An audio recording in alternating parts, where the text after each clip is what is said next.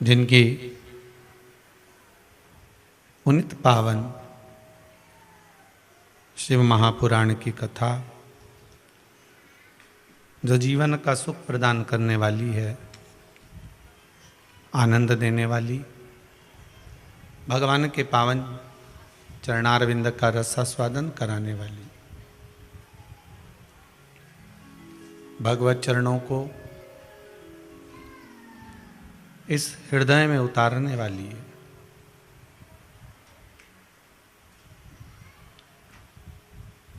ऐसी पुनित पावन कार्तिक के महीने में कार्तिक महत्तम श्री शिव महापुराण की कथा श्रवण करने का सौभाग्य प्राप्त हुआ है। बड़े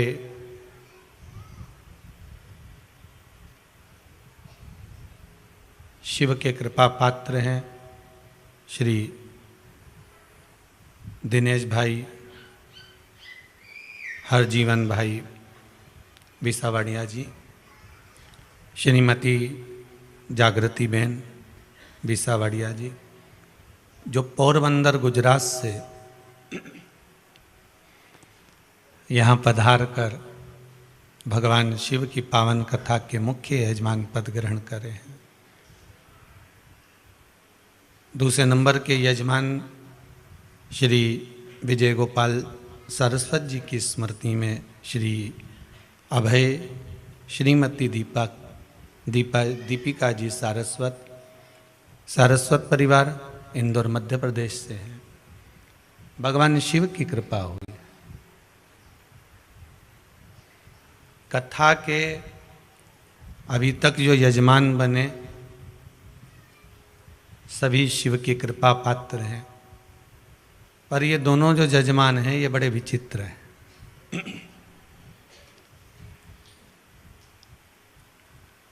एक वर्ष पहले हमारे विसावाणिया जी सपत्नी यहाँ पधारे थे और बाबा से विनती कर कर गए थे। इस बच्चे के लिए आए थे, खड़े हो जाए ये बालक। शायद टीवी पर भी इसका हमने दर्शन कराया था। इस बच्चे को डॉक्टर ने उस समय पर कुछ ही महीने दे दिए थे कि ये महीना इसके लिए आखिरी है, पर इस कुबेरेश्वर धाम पर बाबा की कथा जब विसावाणिया जी आए थे तो कह कर गए थे कि ये जो डॉक्टर ने बोला है, अगर ये 5-6 महीना जो दिया है और बाबा कृपा कर देगा तो इस बालक को लेकर एक बार कथा करवाने जरूर आऊँगा। आज बाबा ने कृपा कर दी।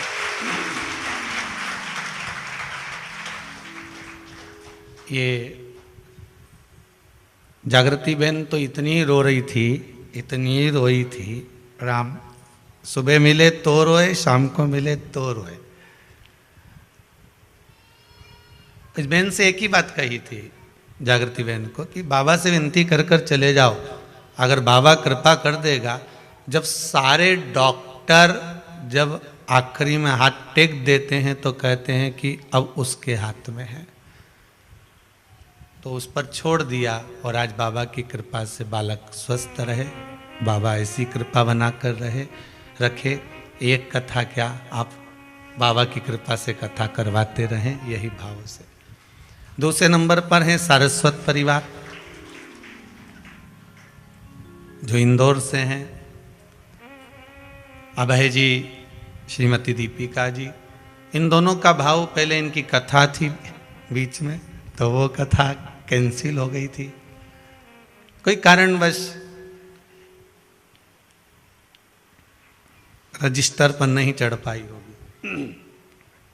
बीच में आपको मालूम ही है थोड़ा बहुत तकलीफ आ रही थी, तो वो सब अब बाबा की कृपा से सब हुआ। वो ब्राह्मण लोग लिख नहीं सके थे तो नहीं हो सकी। उस दिन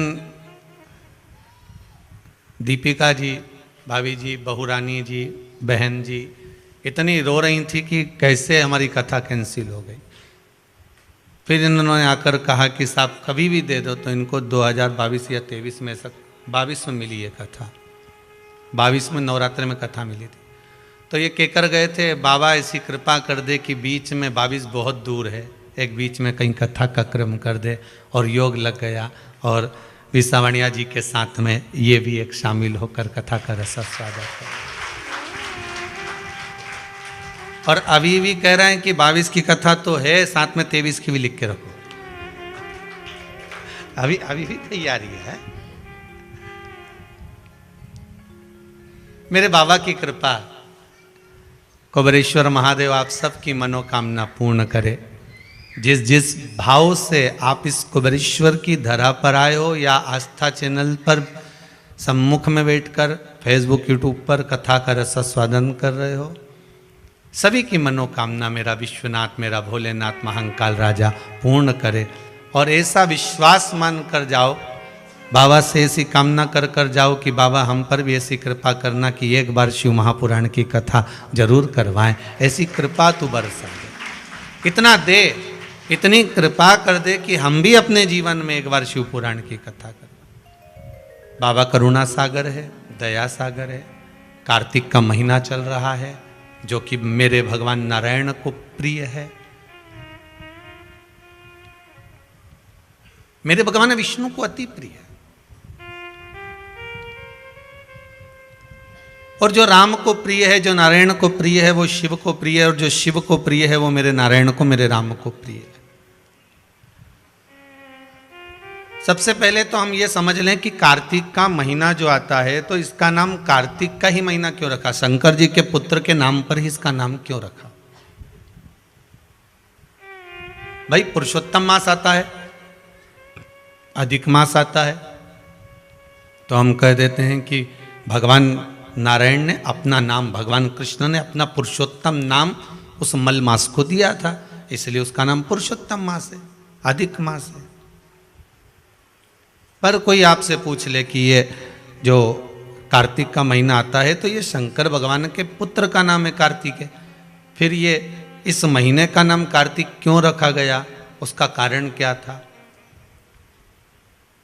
तो सर्वप्रथम इस महीने को कार्तिक मास इसलिए कहा गया क्योंकि ये वो महीना है जिस महीने में भगवान कार्तिकेय ने तारकासुर का संहार किया था।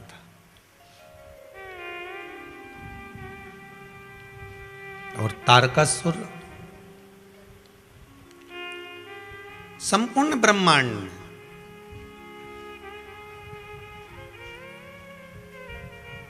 ऐसा कोई जगह, ऐसा कोई स्थान बचा ही नहीं था जहां पर तारकासुर ने अपना हक ना जमा लिया, अपना पांव जिस स्थान पर ना जमाया, वैसा कोई स्थान ही नहीं बचा था। प्रत्येक जगह पर तारकासुर की एक अपनी एक छटा बिखेर कर रखी थी। एक बात आपको पहले भी कही कि था असुर, था राक्षस, पर मन में उसके शिव बसा हुआ था। मन में शंकर थे। और फिर ध्यान देना, शक्कर गुड़ चाहे दिन में खाओ चाहे रात को खाओ, शक्कर शुगर चाहे दिन में खाओ चाहे रात को खाओ, उजाले में खाओ चाहे अंधेरे में खाओ, कोई भी खाएगा वो मीठी ही लगेगी। लगेगी कि नहीं लगेगी? क्या अंधेरे में उसका स्वाद चेंज हो जाएगा? अरे बोलो तो, होगा चेंज? नहीं। दिन में अलग स्वाद आएगा क्या उस शुगर का, उस शक्कर का स्वाद अलग आएगा? नहीं। दिन में भी वही स्वाद है तो रात्रि में भी वही स्वाद है। शक्कर का स्वाद ना दिन में बदला ना रात में बदला। शुगर शुगर थी, मीठी थी, मिठास थी, और वो मीठी बनी रही है। दिन में खाई तो भी वही स्वाद है, रात में खाई तो भी वही स्वाद है, उजाले में खाई तो भी वही स्वाद है, और अंधेरे में खाई तो भी वही स्वाद है। उसी तरह आपका मन नहीं है, शरीर में कष्ट है, रोग है, बीमारी है, आपका मन नहीं है, तो भी आप टीवी खोलकर आस्था चैनल पर कथा श्रवण कर रहे हैं, आपका मन नहीं है तो भी आप कथा में बैठे हुए हैं, आपका मन नहीं है तो भी आप शिव जी के मंदिर जा रहे हैं, आपका मन नहीं है तो भी आप व्रत कर रहे हैं, आपके शरीर में कष्ट है इसके बाद भी आप भगवान की भक्ति धारण कर रहे हैं, तो भी आप भगवान के भजन में लगे हुए हैं। तो ये विश्वास मानकर चलना कि भले दिन में खाओ चाहे रात को खाओ, शक्कर शक्कर होती है, मिठास मिठास होती है। उसी तरह तुम बेमन से शिव की कथा सुनो चाहे मन से शिव की कथा सुनो, कथा कथा होती है, उसका फल मिलता जरूर है, वो फलती जरूर है। उस कथा का फल, उस कथा का जो रस तत्व है, उसका जो स्वाद है वो आपको प्राप्त जरूर होगा।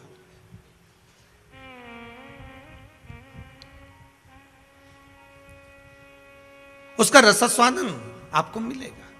आपने जो श्रवण करा है उसका फल आपको मिलना है। बीज बो दिया और बीज बोया भूमि के अंतर्गत, उसके बाद उसमें पानी का सिंचन दे दिया, एक बार दो बार, फिर उसने जड़ जो पकड़ी है, उसके बाद उसमें जो फल लग रहा है वो वही जान सकता। आपने तो केवल एक फल को बो दिया था, लगा दिया था, फिर उसके बाद में वो अपने आप पनपता गया, लगता गया, लगता गया। आप सब जानते होंगे, बड़े बड़े घने घने जंगल में आप जाते हैं, बड़े बड़े जंगलों में जब जाते हैं तो वहाँ कौन पानी देने आता है? वहाँ जंगल में कौन पानी देने गया, कौन बीज बोने गया, कौन गया वहाँ कि यहाँ पानी डालना है या बीज बोना है? फिर भी इसके बाद भी वहाँ वृक्ष लगे हुए हैं, बड़े बड़े फल लग रहे हैं, कहीं आंवला लग रहा है, कहीं आम लग रहा है, कहीं कुछ लग रहा है, कुछ ना कुछ प्राप्त हो रहा है, कहीं सीताफल लग रहा है, कहीं फल लग रहा है, कहीं राम फल लग रहा है, कहीं सैतूत लग रहा है, कुछ ना कुछ उसमें लग रहा है। ना किसी ने पानी डाला, ना किसी ने बीज डाला, उसके बाद भी कहीं से कोई आया था, खाकर पटक गया और वो लग गया। उसी तरह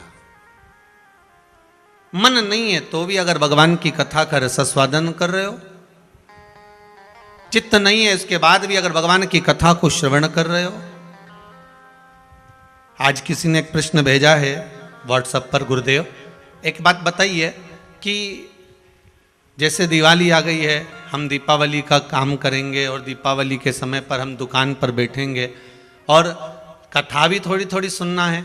मान लो हमारा मन कथा में, अब टीवी हमने लगा ली दुकान के अंदर, दुकान में टीवी चल रही है और हम काम में लगे हुए और कथा नहीं सुन पाए, उसका कोई फल मिलेगा कि नहीं मिलेगा? तो वो भी यहाँ शिव महापुराण में वर्णन कर रही है, वो भी कह रही है कि शक्कर रात को खाई चाहे दिन में खाई, पर मीठी की मीठी है, अंधेरे में खाई चाहे उजाले में खाई, वो मीठी की मीठी है। उसी तरह आपके यहाँ टीवी चल रही है, आस्था चैनल पर शिव महापुराण की कथा चल रही है, वो कथा अपना काम करेगी, तुम अपने कर्म में लीन रहिए, कर्म करते रहिए, वो अपना काम कब कर जाएगी ये आपको मालूम ही नहीं पड़ेगा। वो कथा कब क्रम करके चली जाती है उसका मालूम नहीं पड़ता। बस पहले भी कहा, काम करते रहो, नाम जपते रहो, पार कर देगा भोले कभी ना कभी, वो करेगा। आप अपने कर्म में लगे रहिए, भगवती स्मरण में लगे रहिए। हाँ, यदि 2 क्षण भी आपके यहाँ पर ग्राहक आ रहे हैं, लगातार चल रहे हैं, एक क्षण की भी सत्संग की आवाज आपके ग्राहक पर, आप पर, परिवार में किसी व्यक्ति पर पड़ जाती है, तो उसका सुख आपको ही तो प्राप्त होगा, कहां दूसरे को मिलेगा। उसका एक आनंद अपने को ही प्राप्त होगा, दूसरे को नहीं। महाराज तारकासुर था राक्षस, असुर था। जब तारकासुर को आते हुए देखते थे तो ब्रह्मदेव खुद भी चले जाते थे, ब्रह्मा जी सामने खड़े नहीं होते थे। तारकासुर को आते हुए देखते थे तो भगवान विष्णु भी वहां से चले जाते थे।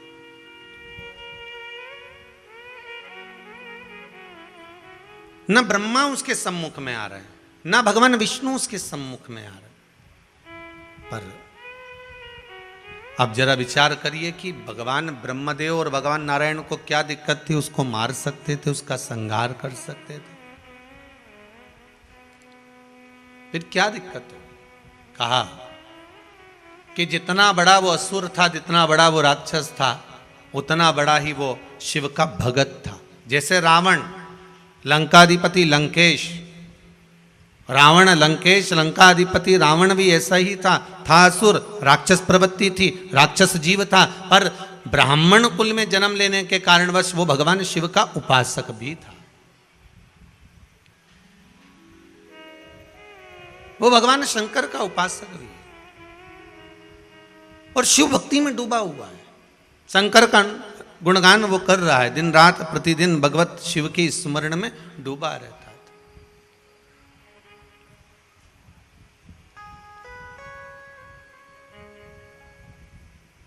वो डूबा है, वो कहे ना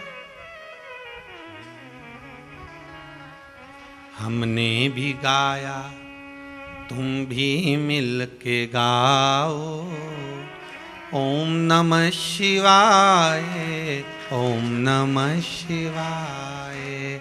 हमने भी गाया तुम भी मिल के गाओ, ओम नमः शिवाय, ओम नमः शिवाय, ओम नमः शिवाय। सब गाइए।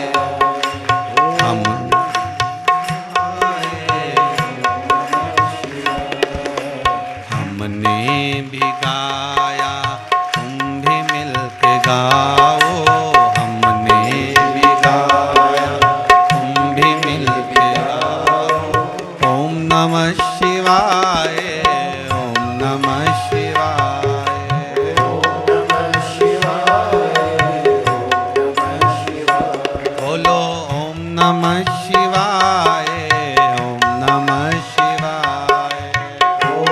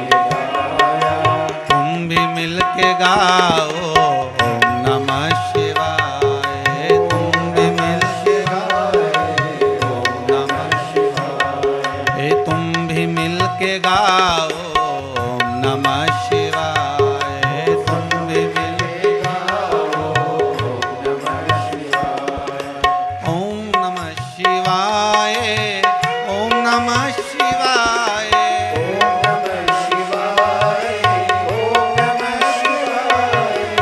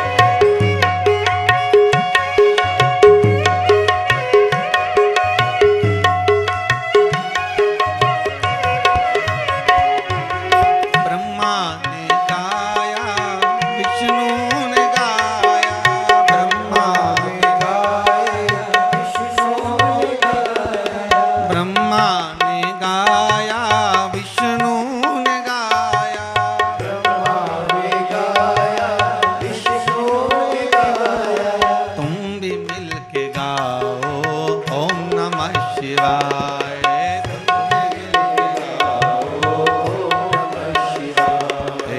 ओम नमः शिवाय, ओम नमः शिवाय, ओम नमः शिवाय, ओम नमः शिवाय, ओम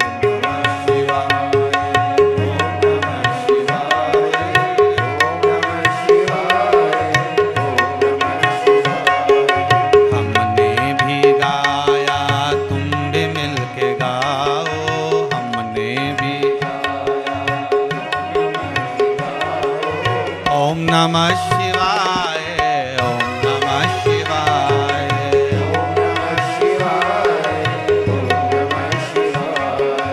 ओम नमः शिवाय, ओम नमः शिवाय।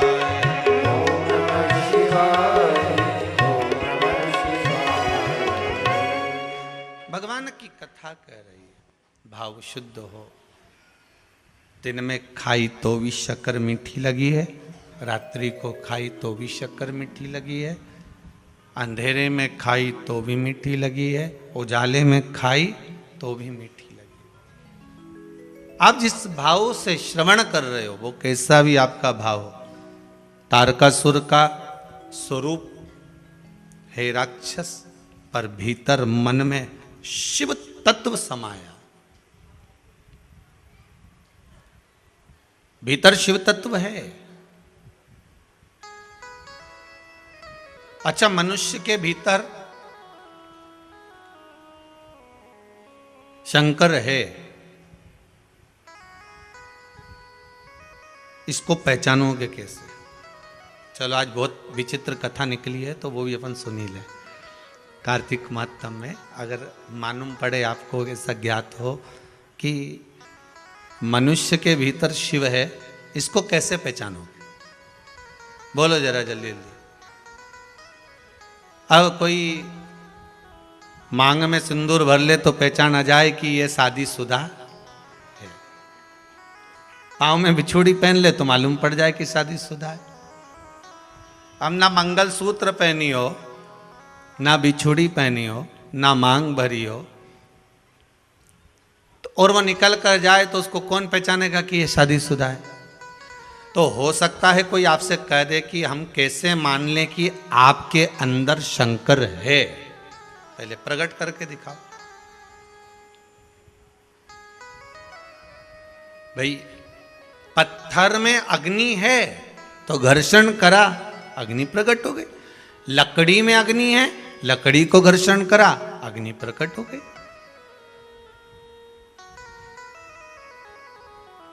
शरीर में अग्नि तत्व है, घर्षण करा, हथेली गर्म हो गई।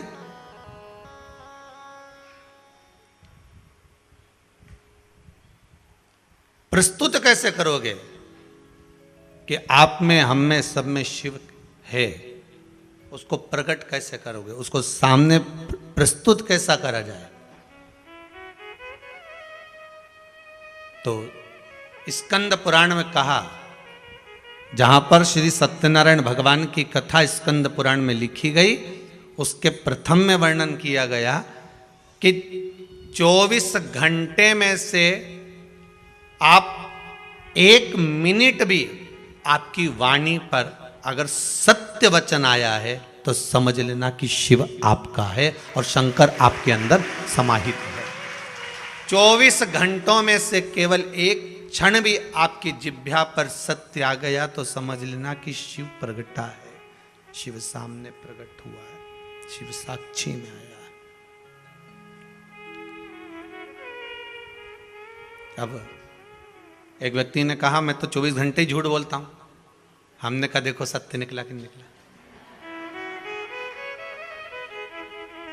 एक व्यक्ति बोला आप बोल रहे हो कि सत्य निकलेगा तो शिव है, मानो सत्य निकलेगा तो शिव, तो मैं तो 24 घंटे झूठ बोलता हूं। तो हमने कहा ये सत्य बोला कि नहीं बोला? सत्य तो होएगा, मतलब शिव तत्व प्रत्येक जीव के अंदर है, प्रत्येक मानव के अंदर। चलाचर, जलचर, थलचर, वायुचर, जितने जितने हैं उसमें सब में प्रकट है। अब उसको आप कैसे भी, जैसे कल करवा चौथ गया, कल था ना, है सबका व्रत था, तो किसी ने प्रश्न किया कि गुरुजी एक बात बताओ, आज आप फ्री हो? हमने कहा एक प्रश्न करना है। हमने पूछा क्या? एक तो आज कथा नहीं आ रही, हमने कहा एक दिन की छुट्टी रखी थी जिससे करवा चौथ का पूजन कर लो, है? रोज महादेव को मनाते हो, आज देव को मना लो, इसलिए पूजन छुट्टी रखी। तो उन्होंने कहा गुरुदेव ये बताओ, जब भी माताएं जब मेहंदी मंडवाती है तो मेहंदी मंडवाते समय हथेली में बीच में अपने पति का नाम क्यों लिखाती है? मैंने कहा इतनी सी बात के लिए तूने मैसेज करा, ये तो तू कैसे भी पूछ लेती, अपने रिश्तेदारों से पूछ ले, परिवार में किसी से पूछ ले कि हथेली पे पति का नाम क्यों लिखा। तो कहनी हमने पूछा पर सही जवाब नहीं मिल रहा। हमने कहा सही जवाब बस सही इतना सा है कि नारी मेहंदी मंडवाती है तो हथेली पे अपना पति का नाम इसलिए लिखवाती है कि पति मेरी मुट्ठी में रहे। अब उसमें इतना टेंशन लेने की क्या जरूरत?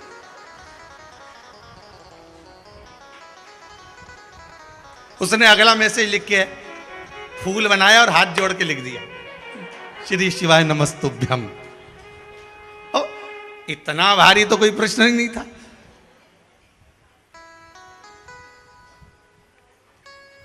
अब समझो तो वो बात।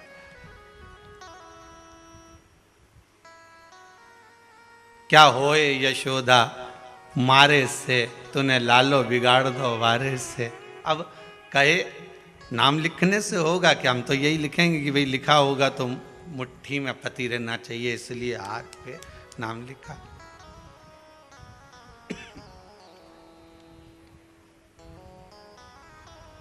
नहीं तो कई हैं, यहाँ शंकर जी का नाम लिख लो, यहाँ लिख लो, यहाँ लिख लो।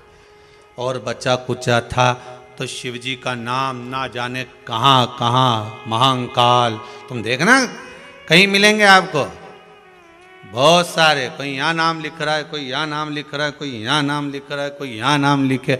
पर निवेदन है शब्द लिखने से अच्छा है दिल पर नाम उस महादेव का लिख दीजिए, लिखने की जरूरत ही नहीं, कहीं लिखने की जरूरत ही नहीं है। एक बार हृदय पर तो लिख कर देखो। मुख में हो राम नाम, राम सेवा हाथ में, तू अकेला नहीं प्यारे राम तेरे साथ। हृदय पर भगवान शिव का नाम,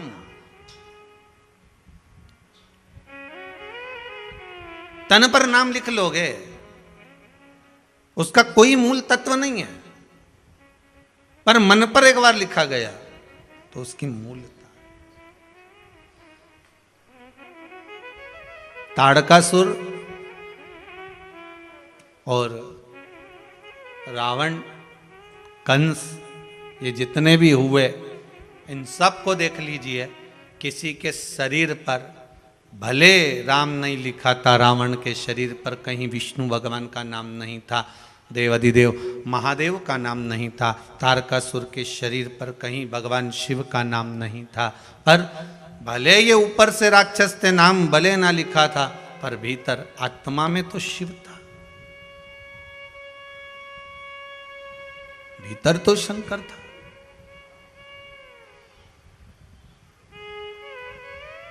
और एक बार शिव अगर भीतर समाहित हो गया, मेरे देव अधिदेव महादेव एक बार अगर आपके भीतर समाहित हो गए,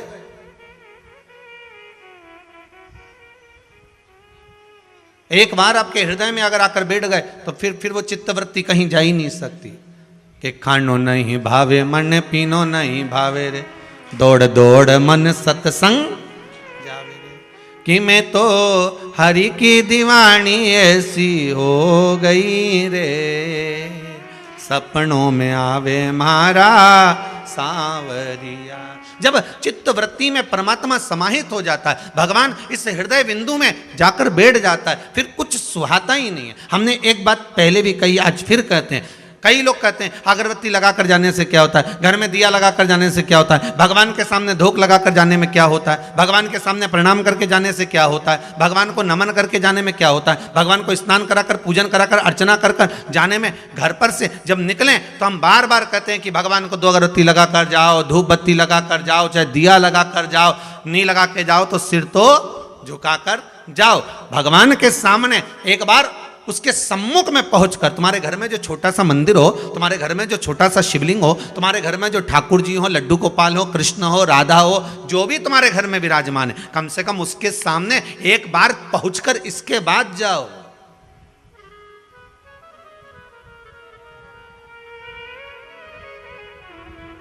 पीटी उषा दौड़ में पहले निकलती है।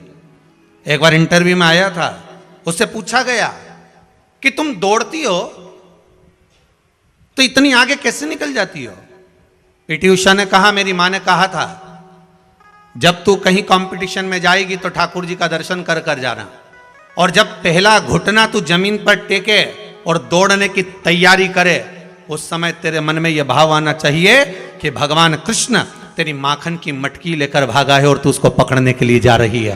पड़ोसी को मत देखना, बस कृष्ण को देखना, और कृष्ण को पकड़ने के लिए जाएगी तो यह पक्का है कि दुनिया के लोग पीछे रह जाएंगे, तू आगे निकल जाएगी। और वही करती है वो। सामने उसको लगता है कि मेरा कृष्ण दौड़ कर जा रहा है, उसको पकड़ने का प्रयास करती है, काना काना रुक, और दौड़ती है और कृष्ण को पकड़ने के लिए दौड़ती है। तो कब मंजिल सामने आ जाती है मालूम नहीं पड़ पाता। उसी तरह हमारा शास्त्र कहता है, हम जब भगवान के सामने धूप लगाकर, अगरबत्ती लगाकर, धूपबत्ती लगाकर, दिया लगाकर हम किसी भी कार्य के लिए जा रहे हैं, चाहे दुकान पर जाओ, व्यापार में जाओ, सर्विस पे जाओ, नौकरी पर जाओ, व्यवसाय में जाओ, तुम भगवान के आगे धूप लगाकर जा रहे हो, तो यह सिद्धता है कि तुम्हारा जिस दिन भर का कर्म होगा वो सफलता की ओर बढ़ते चले जाएगा। ये पक्का है। दिन भर का जो कर्म होगा उसमें सफलता। ये एक बात आई है किसी की, बड़ी सुंदर है महाराज।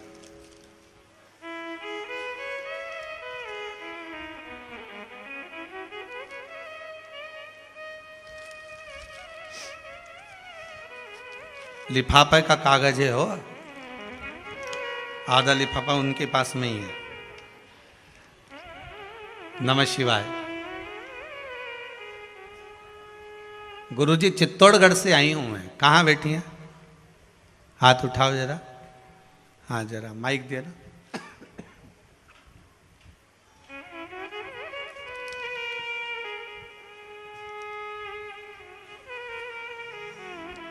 चित्तौड़गढ़ से आई हैं आप, पुष्पा जी मुंदड़ा। नमः शिवाय। श्री शिवाय नमस्तुभ्यम। कहाँ से हैं? चित्तौड़ से। चित्तौड़गढ़ में कहाँ से हैं? चित्तौड़गढ़ सिटी से आई हूँ। जी जी। क्या बाबा ने कृपा कर दी? मेरे बेटे की जॉब लग गई। नवरात्रि में आई थी मैं, फर्स्ट दिन। नवरात्रि में आई थी? अभी नवरात्रि हाँ, में? हाँ। पहले दिन आई थी? हाँ जी। और आके सुबह शाम को चली गई और बोल के गई यहाँ उसकी जॉब लग गई। कल आज ज्वाइन किया उसने जी। कल मैं वापस निकल गई आने के लिए। बाबा की कृपा हो गई। हाँ धन्यवाद बेटी। अब नवरात्रि के पहले दिन से आज कितने दिन हो गए? अंदाजा लगाया जाए ज़्यादा ज़्यादा 20-22 दिन, 24 दिन, 25 दिन से ज़्यादा नहीं। पर श्रीमती पुष्पा जी मुंदड़ा को बहुत बहुत बधाइयाँ देते हैं जो आपके बेटे का जॉब लगा। बाबा की कृपा हो। केवल विश्वास, आप आए, भगवान के प्रति आपका भाव जागृत हुआ, आपने नमन किया।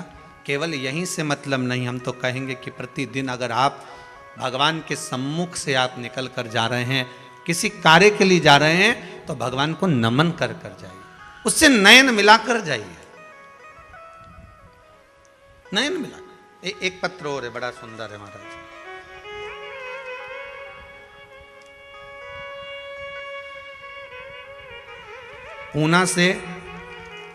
पूना से आरती जी ओझा। कहाँ है? खड़े हो जाए, माइक दीजिए जरा इनको।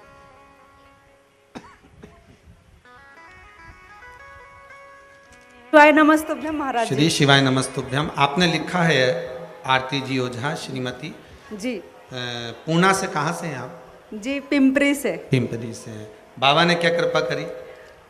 अभी मेरी भतीजी की जॉब लगी है इलाहाबाद यूनिवर्सिटी में, प्रोफेसर जी। और मेरी भाभी का चचेरा छोटा बच्चा पैदा हुआ था, उसको बाबा ने बहुत कृपा करी, वो मर के बचा है। उसमें आपने लिखा है कुंदकेश्वर महादेव का जी, उपाय करा उपाय किया था और उससे उन्होंने वो पशुपति व्रत किया था और- और मेरी भाभी आई थी। भतीजी के लिए पशुपति व्रत का प्रयोग करा गया था, जी। जिसके अंतर्गत जी, उसने टॉप किया महाराज, टॉप किया है अच्छा पीएचडी में। वाह वाह, बहुत बढ़िया, बहुत बहुत साधुवाद, बहुत बहुत विराजिए। हर हर महादेव। बाबा शिव की कृपा है, शंभु दयालु है। ऐसे आप लोगों की जॉब, सर्विस, नौकरी बाबा लगा कर रखे। हमारी भी नौकरी बहुत अच्छी है।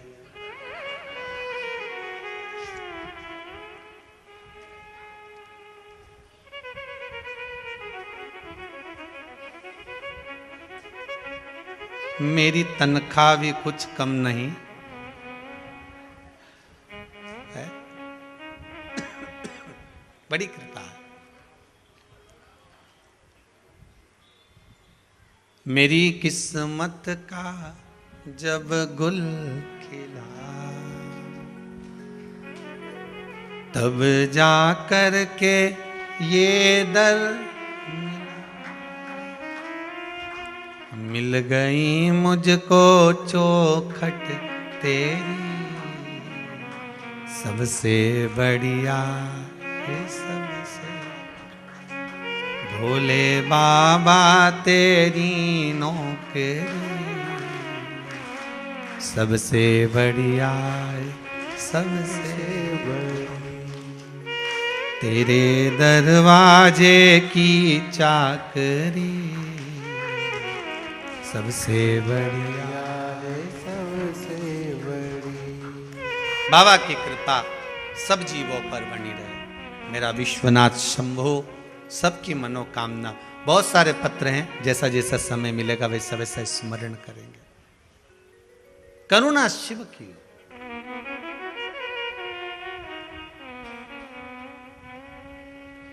कैसे भी जपो, घर से निकलते समय, अपने भवन से निकलते समय एक बार भगवान का दर्शन कर कर निकलो। घर में जो मंदिर हो, देवालय हो, पूजन का स्थान हो, उसको प्रणाम कर कर निकलो।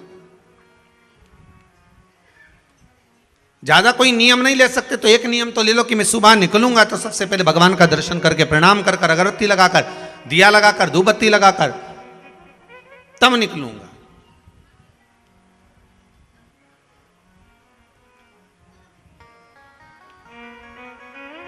अब आज के जमाने में बड़ा भ्रम पैदा कर दिया लोगों ने, बड़ा भ्रम।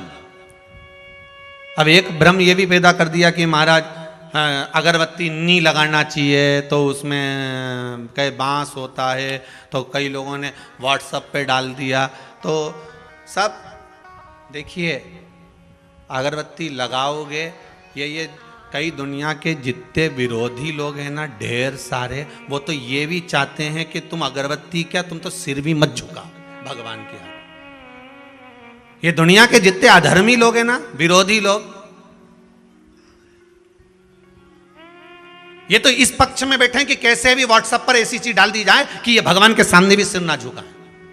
ये जितने विरोधी हैं, ये सब कभी लिख देते हैं कि अगरबत्ती मत लगाओ, उसमें बांस फंसा हुआ है, ये मत लगाओ, धूपबत्ती मत लगाओ तो भगवान को खांसी हो जाएगी,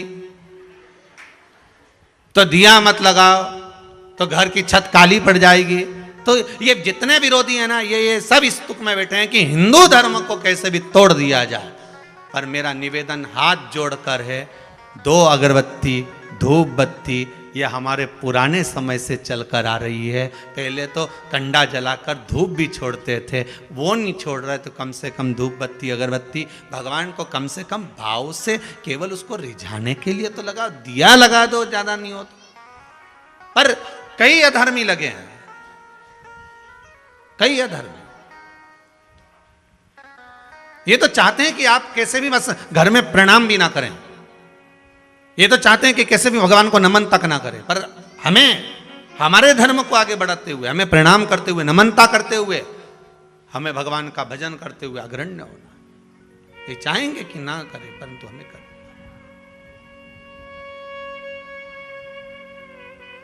उसका स्मरण करते हुए आप 2 मिनट भगवान के सम्मुख में पहुंचो, प्रणाम करो, नमन करो, अगरबत्ती लगाओ, धूपबत्ती लगाओ, दिया लगाओ, ये आपकी मर्जी है। और कुछ नहीं कर सकते तो कम से कम उससे नयन मिलाकर तो जा सकते हो।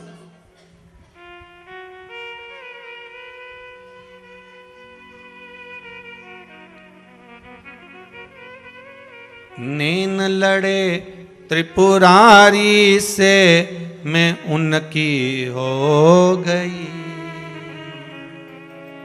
मेरे मन में नहीं है धीर, सखीरी काशी जाऊंगी। मुझे उठे विरह की पीड़, सखीरी में काशी काशी जाऊंगी, जाके गंगा नहाऊंगी।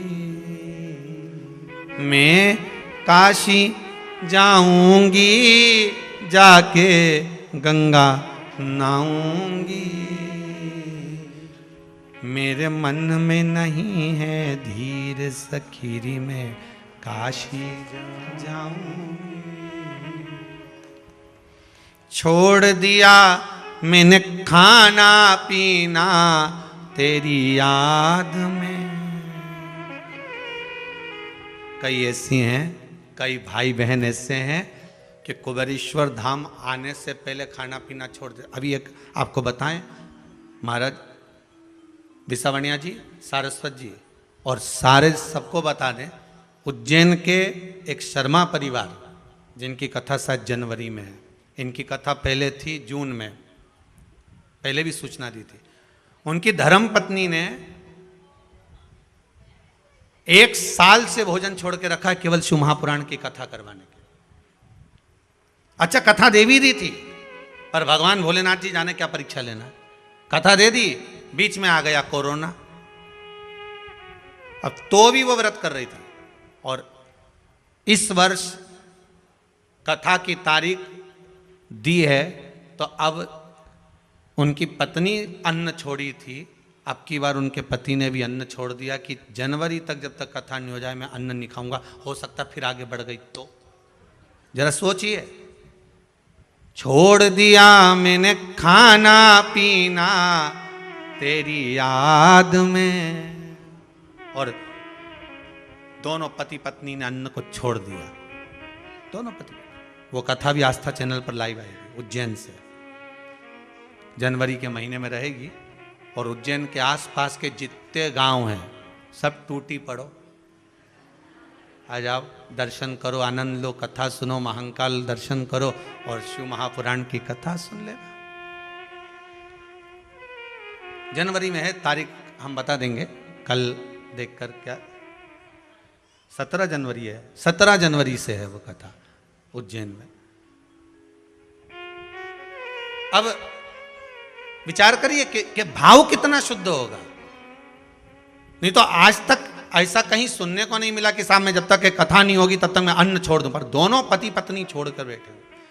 छोड़ दिया मैंने खाना पीना तेरी याद में, अब मेरे नैनन बरसे नीर, सखी में काशी जाऊं। मेरे मन में नहीं है धीर, सखी में काशी जाऊंगी। काशी जाऊंगी, सखी में गंगा नहाऊंगी। बस भाव शुद्ध हो, भगवान को मिलने में देरी नहीं लगती। आप उसको बुलाओगे, बस यही कथा कर रही है।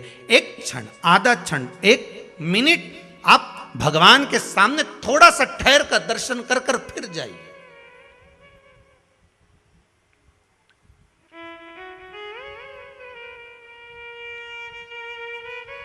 एक क्षण ठहर कर फिर जाइए।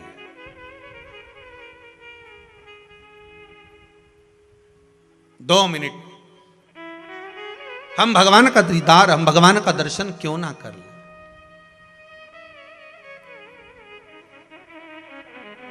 महाराज षडानंद कार्तिकेय जी की धर्म पत्नी देवसेना देखिए, शिव महापुराण में कार्तिकेय जी के विवाह का कोई प्रसंग नहीं है।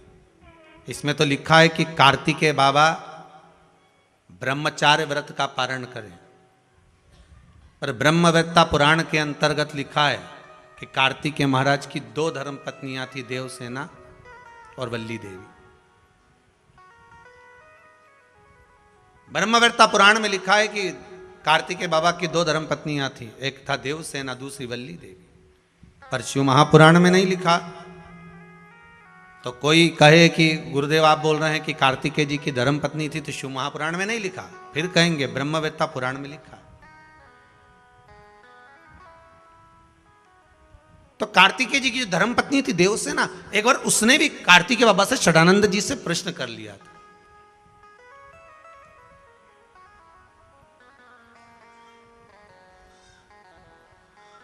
स्वामी, देवसेना बोलती थी स्वामी, इसलिए आज भी आंध्रा में कार्तिकेय बाबा को स्वामी ही कहा जाता है। कई लोग उनको अयप्पा स्वामी भी कहते हैं, श्री स्वामी भी कहते हैं। देवसेना ने कहा स्वामी, मेरे मन का एक प्रश्न है, आप उसका उत्तर देंगे? जी बोलिए, क्या हुआ, क्या चाहती हो?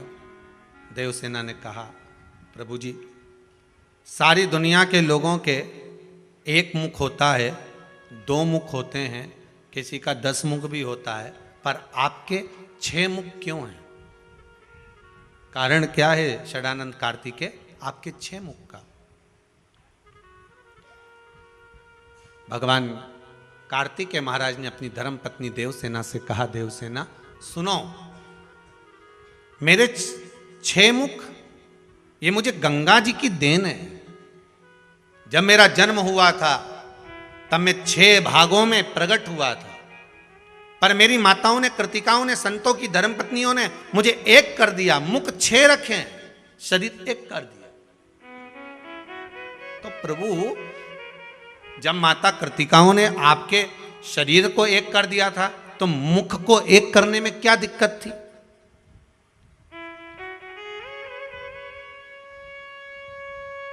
जब शरीर एक कर दिया है तो मुख को एक करने में क्या दिक्कत है?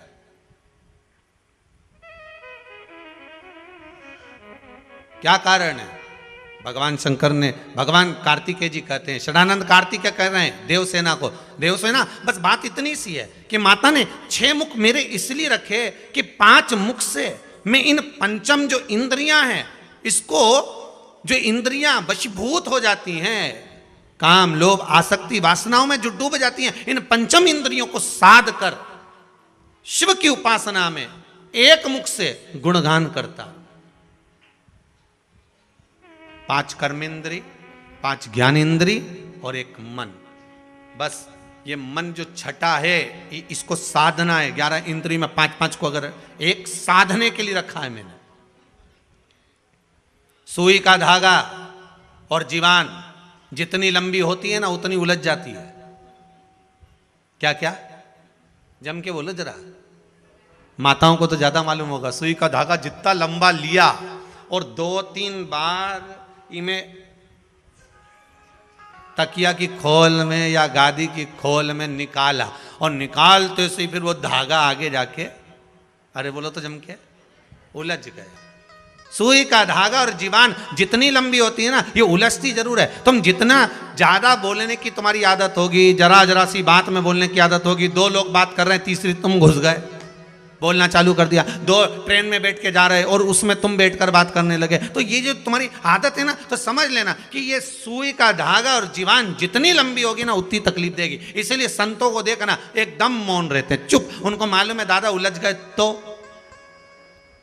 ये आधे से ज्यादा जो नेता होने ना, ये तुम टीवी पे रोज देखना, रोज न्यूज़ वाले बताते रहते हैं कि उनने ये बयान दिया तो उनने वो बयान दिया। इनको बस यही कथा सुना दो एक बार कि सुई का धागा और जीवान ये ज़्यादा लंबी नहीं होना चाहिए, ये लंबी हुई कि उलझी। तुम जितना ज़्यादा बयान दोगे, ज़्यादा बोलोगे, ज़्यादा शब्दों का बाण कहते रहोगे तो ये उलझ जाएगा। इसलिए आप बोला ही मत ही ना, आप तो मौन रहो, जितना जितना मौन रह सकते उतना रोइए। पार्वती मैया कितना बोलती थी, भोलेनाथ जी कुछ बोलते थे? अरे बोलो तो सम, कुछ भी नहीं। और जब वो बोलते थे तब सारे डोलते थे। आता है ना एक माता जी एक बार वो फोटो लेके आई लड़की का, हम गुरुजी इतनी बढ़िया लड़की, इतनी बढ़िया, हम सब देख के आए हैं और सबको पसंद आ गई है। हम 12 लोग गए, 10 लोग गए, बिल्कुल गुरुजी एक आवाज नहीं निकली, उसका एक शब्द नहीं निकला, जितना पूछा उतनी बोली, इतनी सीधी सादी छोरी है। आप देख के बताओ कैसी रहेगी? हमने कहा अच्छी है, पर बिल्कुल नहीं बोलती गुरुजी। हमने कहा भी नहीं बोलेगी, जब वो बोलेगी ना तो तू भी डोलेगी। अभी काय बोलेगी? अब इसकी कोई आफत आई है बोलेगी वो?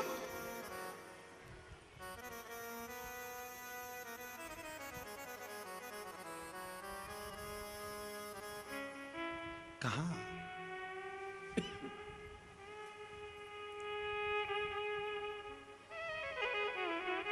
जितनी बहुओं ने और जितने भेरुओं ने कल स्टेटस पे अपने अपने फोटो लगाए हैं ना राम जी, इतने ही फोटो एक दिन मदर्स डे पे अपनी अपनी सास के साथ जरूर लगा देना। इतने ही जितने कल लगे थे अपनी माता जी के साथ जरूर लगा देना।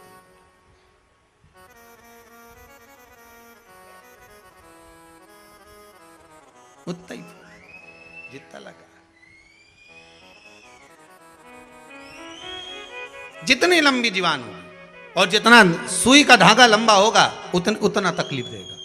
बस वो सुई के धागे की आदत होती है कि जब आप गुथने बैठ जाते हो, जब लगाने बैठ जाते हो, तब वो धागा कहीं ना कहीं आगे जाकर उलझ जाता है। तो उसको सुलझा नहीं सकते, फिर बड़े प्रयास करना पड़ेगा। आप क्या करोगे उसको सुलझाने के लिए? तो कहा एक काम करो कि सुई में से धागे को वापस निकालो, और निकाला धागा वापस, और फिर वापस उसको सही करने का प्रयास किया, वापस सही, फिर निकाला गया, फिर उसको सही किया गया। तो मत हो, जितना मौन हो सकते उतना हो जाओ। क्या किसको रोइए, जम के बोलो, चादर तान के सोइए। आग लगे बस्ती में अपन रहो मस्ती में। एकदम मौन रहिए, जितना चुप रह सकते हो, जितने आनंद में रह सकते हो, जितने मस्ती में रह सकते हो उतना रहिए। और चुप रहकर जो सुख है ना, उतना सुख कहीं नहीं मिल सकता। चुप रहिए।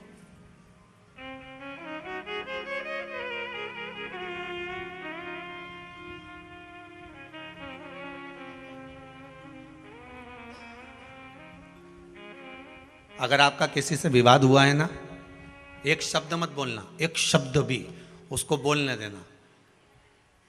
और तुम तो बस केवल दरवाजे पे चुपचाप बैठे रहना। एक दिन मत बोलो, 2 दिन मत बोलो, 3 दिन मत बोलो, चौथे दिन मत बोलो। पर जिससे विवाद हुआ है ना, वो रोज कुड़ के अंदर मारा जाएगा, इसके अंदर क्या चल रहा है, ये बोल क्यों नहीं रहा, आखिर बात क्या है, ये मुंह से कुछ बोला क्यों नहीं, ये बोल क्यों नहीं रहा, कोई सूचना क्यों नहीं आ रही, कोई बात क्यों नहीं आ रही।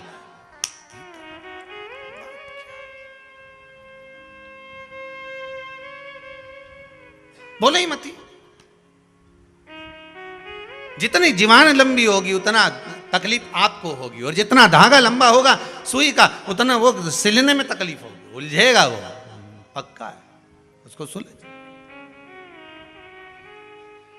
ए देवसेना, मेरा एक जो मुख है, ये मैंने जो रखा है 6 मुख, ये केवल मेरी माताओं ने शरीर तो एक कर दिया, पर मुख 6 अलग ही रहन दिए, एक नहीं करा। उसका कारण केवल इतना है कि मैं इन मुख से भगवान का गुणगान करता रहूं, भगवान की भक्ति का एक स्मरण भाव सम्मुख में प्रकट करता रहूं। किसी ने लंकाधिपति रावण से पूछ लिया था, तुमने 10 सिर क्यों लिए?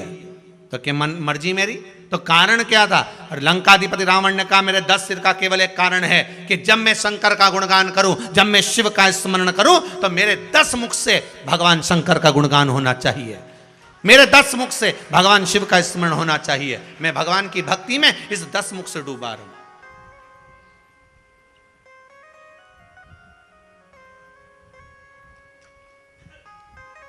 जिह्वा भी छोटी पड़ जाए भगवान की भक्ति।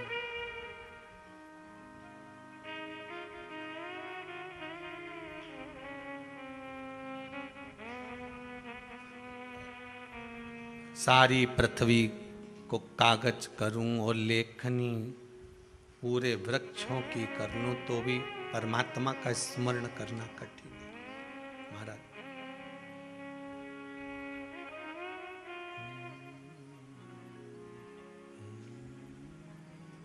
इसलिए कहा उमापति रखियो मेरी लाज, उमापति रखियो मेरी लाज, उमापति रखियो मेरी लाज, उमापति रखियो मेरी लाज।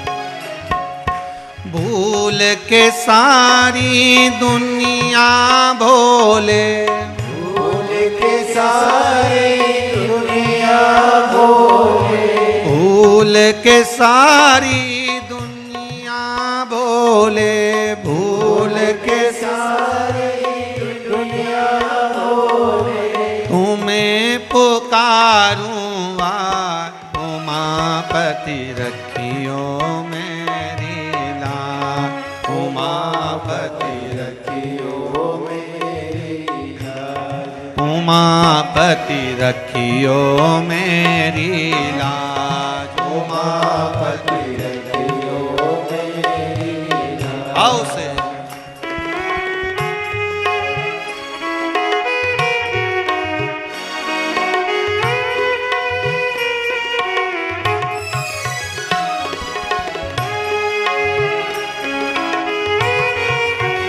जय हो। ताली से बल आनंद में जय हो।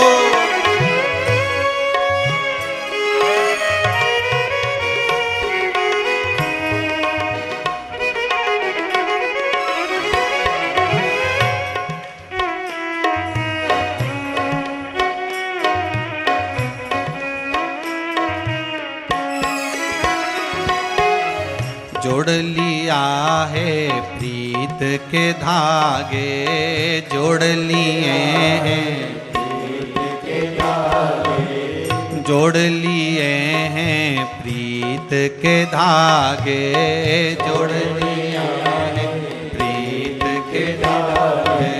सब फीका है तेरे आगे, सब फीका है तेरे नाम से आत्म जागे, तेरे नाम से आत्म जागे। दूर दूर सब अवगुण भागे, दूर दूर सब अवगुण भागे। रोम रोम मेरे भोले तेरी, रोम मेरे बोले तेरी, रोम रोम मेरे बोले तेरी,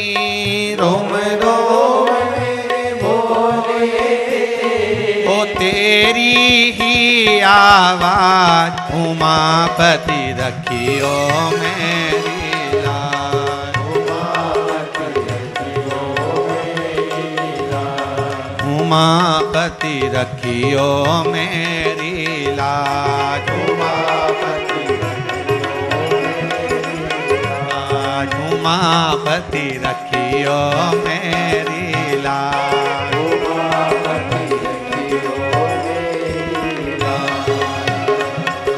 भूल के सारी दुनिया बोले, भूल के सारी दुनिया भोले, ओ भूल के सारी दुनिया बोले, भूल के सारी दुनिया भोले, तुम्हें पुकारूं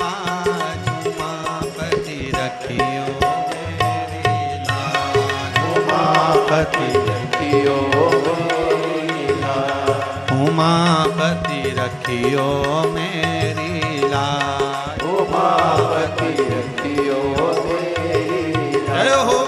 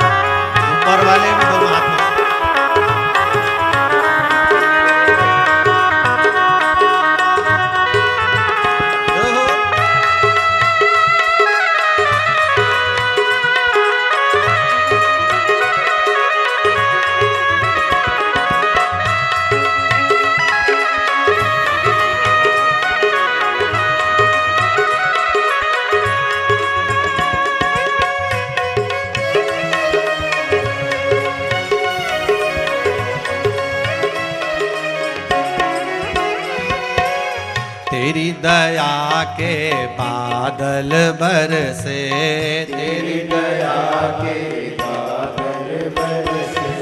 व्याकुल मनवा काहे तरसे, व्याकुल मनवा काहे तरसे। टालो विपदा मेरे सर से, टालो विपदा मेरे सर से। सुख पाए तेरे ही दर से, सुख पाए तेरे ही दर से। भाग्य विधाता अंतर्यामी, भाग्य विधाता अंतर्यामी। भाग्य विधाता अंतर्यामी, भाग्य विधाता अंतर्यामी। ओ देवों के सिर ताज, उमापति रखियो मेरी लाज। उमापति रखियो मेरी लाज। उमापति रखियो मेरी लाज। उमापति रखियो मेरी लाज। भूल के सारी दुनिया बोले, भूल के सारी दुनिया बोले। भूल के सारी दुनिया बोले, भूल के सारी दुनिया बोले। ओ तुम्हें पुकारूं आज, उमापति रखियो मेरी लाज। उमापति रखियो मेरी लाज। उमापति रखियो मेरी लाज। उमापति रखियो मेरी लाज। उमापति रखियो मेरी लाज। उमापति रखियो मेरी लाज। उमापति रखियो मेरी लाज। उमापति रखियो मेरी लाज। शिव कथा कह रही है, कार्तिकेय षडानंद कथा कर रहे हैं। भगवान कार्तिकेय जी महाराज कहते हैं कि मेरा जो मुख मिला है ये भगवान की भक्ति का गुणगान गाने के लिए मिला है। भगवान की भक्ति का गुणगान गाने के लिए। भगवान ने अगर शरीर दिया है, भगवान अगर शरीर दिया है तो भगवान की भक्ति को धारण करने के लिए दिया।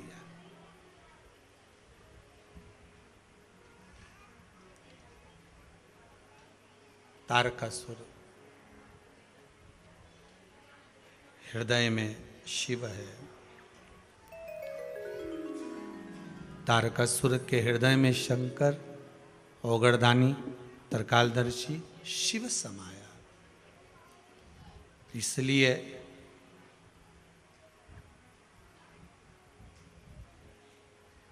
कार्तिक के महीने में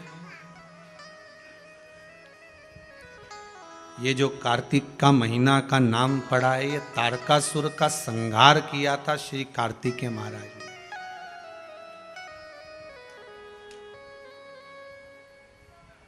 इसलिए कार्तिक के महीने की मूलता कही गई। कोई साधारण व्यक्ति का संहार नहीं करा है।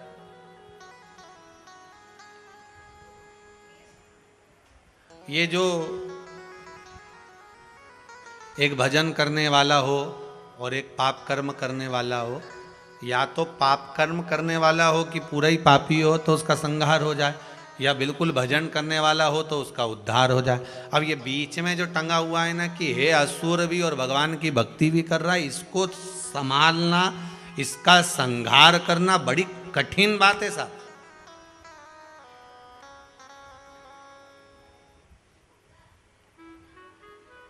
ये पुराने समय के जो ये होते थे ना डाकुओं, आज के जमाने में तो सभी डाकू हो गए।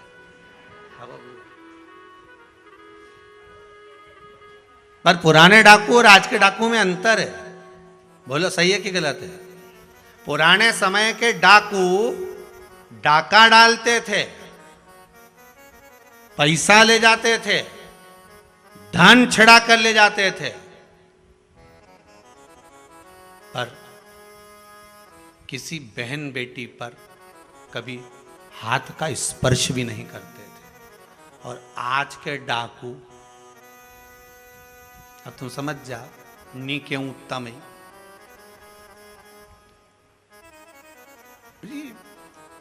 और कितना, बस एक काम था इनका कि इनको धन लेकर आना है, इनको पैसा उठा कर लाना है,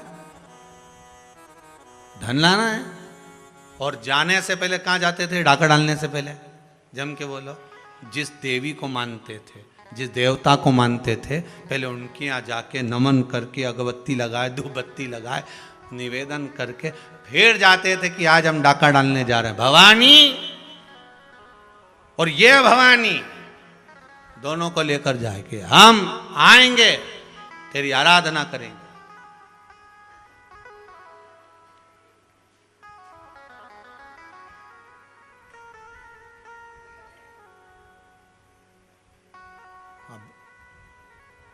तो बहुत पुराने समय के जो डाकू होते थे, उनको मारना, उनको नष्ट करना बहुत कठिन था, क्योंकि उनके भीतर माता जी की भक्ति भी बहुत थी, सेवा भी बहुत थी।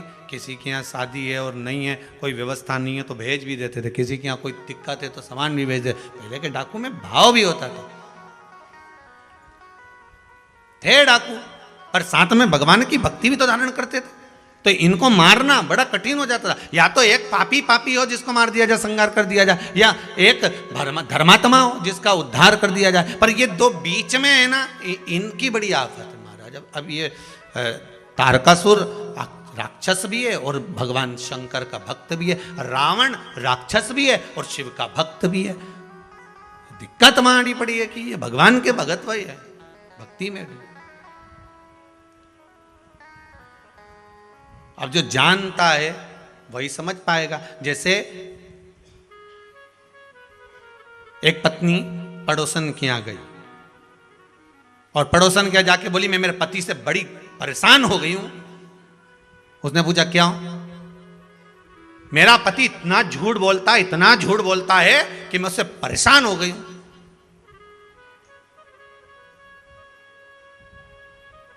क्या झूठ बोला तेरे पति ने? सुबह से चिल्ला रहे हैं, मेरी जेब में से किसी ने 5,000 रुपए निकाल लिए। सुबह से चिल्ला रहे हैं कि मेरी जेब में से किसी ने 5,000 रुपए निकाल लिए, और मैं 4 बार बाथरूम में जाके गिन के आ चुकी हूं, 4,000 ही हैं। अब बताओ मेरा पति कितना बड़ा झूठा है, कितना बड़ा झूठा मेरा पति है। सुबह से चिल्ला रहा है 5,000 निकाल लिए, जेब में से किसी ने 5,000 निकाल लिए, सुबह से झूठ बोल रहे हैं 5,000 निकाल लिए, और मैं 4 बार बाथरूम में जा चुकी हूं और गिन के आ चुकी, तो मुझे 4,000 ही मिले। अब बताओ कितना झूठा है। अब ये नहीं कह रही खुद चोटी, अब वो के झूठ बोल रहा है, वो दिख रहा है। 4,000